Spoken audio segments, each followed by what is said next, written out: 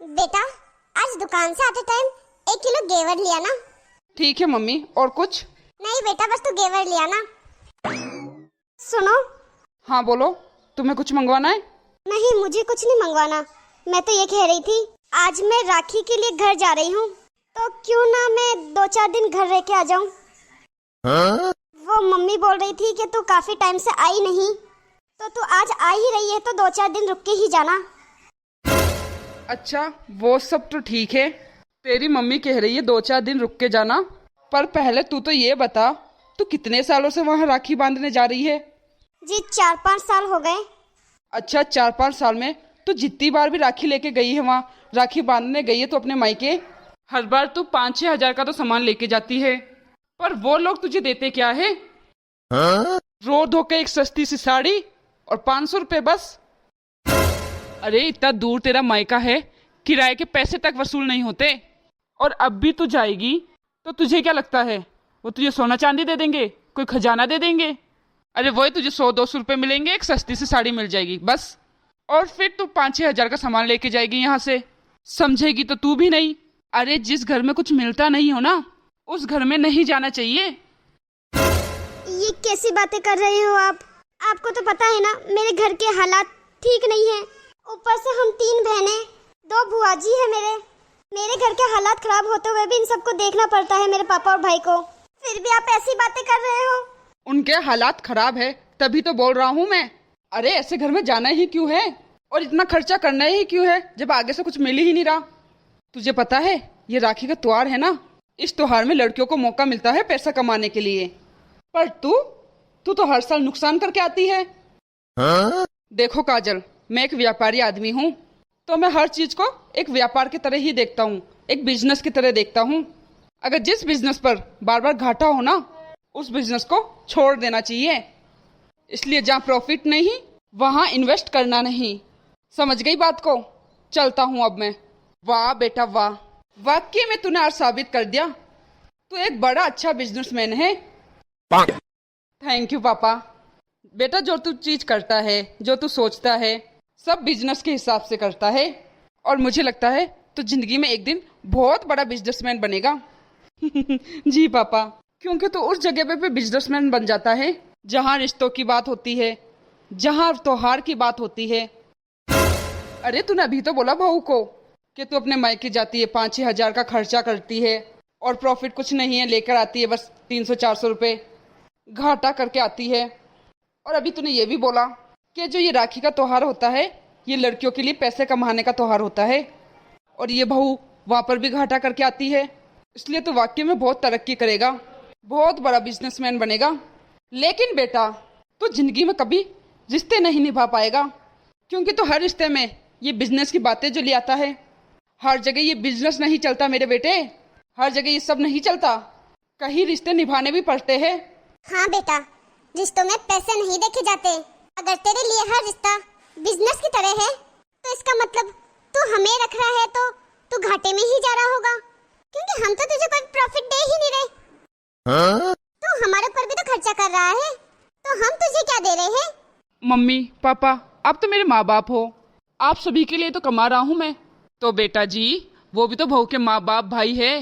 चल तू तो ये बता, बहू को क्या मिल रहा है हमारी सेवा करने में? बहू भी तेरे तरह सोचने लग गई कि उसको तो कोई प्रॉफिट मिल नहीं रहा, हर चीज के लिए उसे हाथ फैलाना पड़ रहा है, तो फिर ये भी उस घर को छोड़ के चली जाएगी।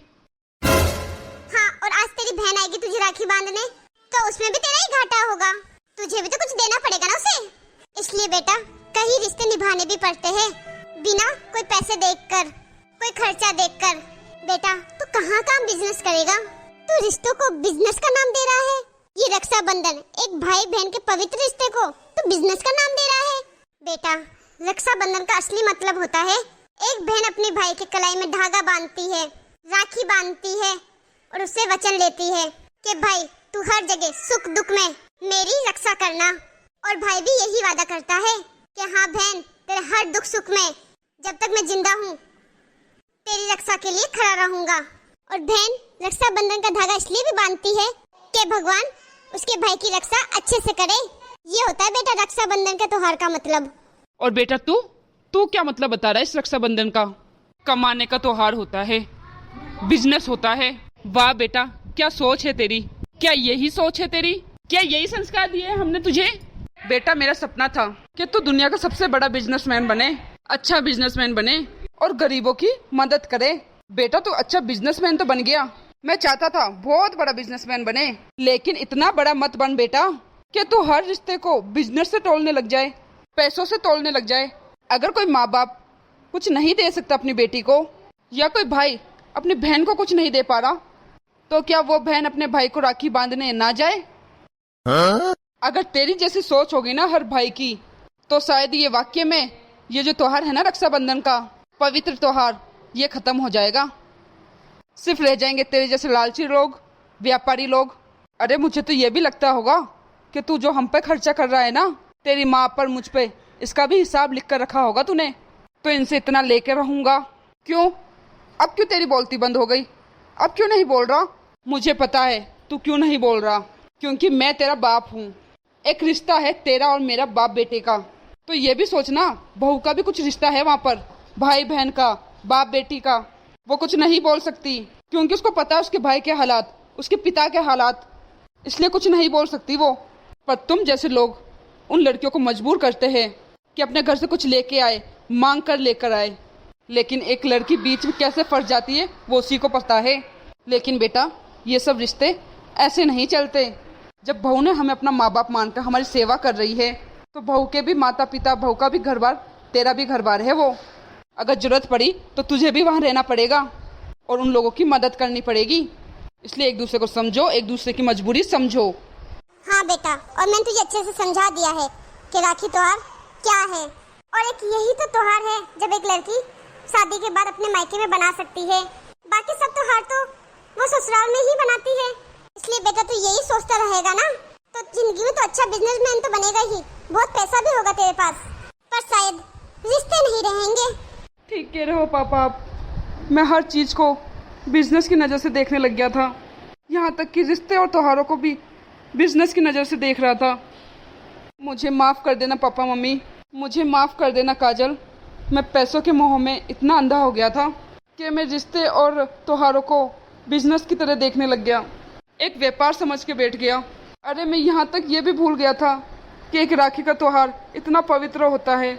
अरे इस त्योहार में तो एक भाई अपनी बहन की जिंदगी भर रक्षा करने का एक वचन देता है, और मैं इस त्योहार को कोई और ही नजरियों से देख रहा था।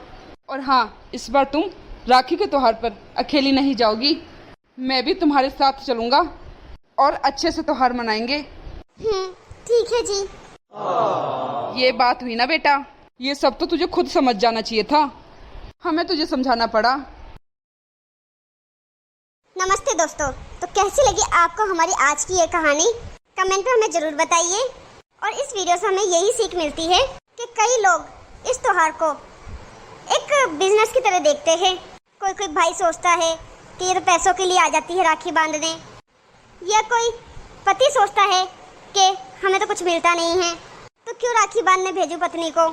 इसलिए इस त्योहार का मतलब लेन देन नहीं होता, इस त्योहार का मतलब होता है एक रक्षा का बंधन बांधना अपने भाई के हाथ में, कि भगवान उसके भाई की रक्षा करे और भाई अपनी बहन की। बाकी आपको वीडियो कैसी लगी कमेंट में हमें जरूर बताना। अच्छी लगी हो वीडियो तो लाइक और अपने दोस्तों परिवार में शेयर जरूर कर देना। और अगर आपने अभी तक हमारे चैनल को सब्सक्राइब नहीं किया है तो फटाफट से सब्सक्राइब कर देना, ताकि ऐसी ही मज़ेदार वीडियो आपको आगे और देखने को मिलती रहे। धन्यवाद।